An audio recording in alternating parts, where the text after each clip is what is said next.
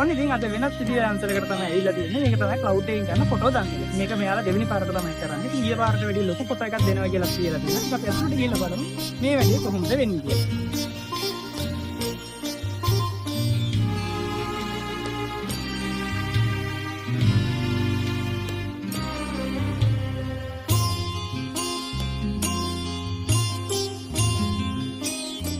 වෙනස් විදියකට හිතලා quality විදියට අලුත් දේවල් කරන්න හැමදාම උත්සාහ කරමු. cloud එක මේ අවුරුද්දෙත් එයාලගේ ෆොටෝ දන්සල පොසොන් පෝය නිමිති කරගෙන පැවැත්වුණා.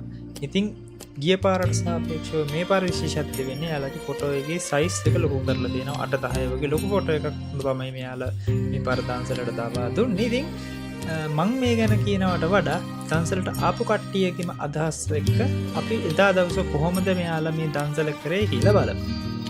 ක්ලවුඩ් එකෙන් කරපු වෙනස් දන්සලකට තමයි මම අද ඇවිල්ලා තියෙන්නේ. මට මාරම සතුටුයි.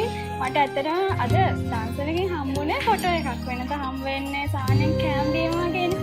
අද ඇත්තටම ගොඩක් ලස්සන ෆොටෝ එකක් හම්බලා තියෙනවා.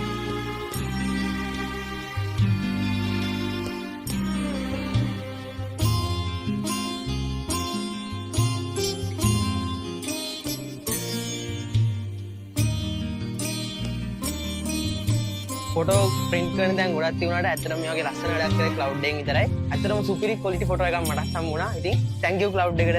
ඉරාට සුපිරි වැඩක් මේක. පොසොන් එකකට මේ වගේ වැඩක් කළා දැන් සුපිරි quality එකට වැඩේ කරලා තියෙනවා. එම්මත්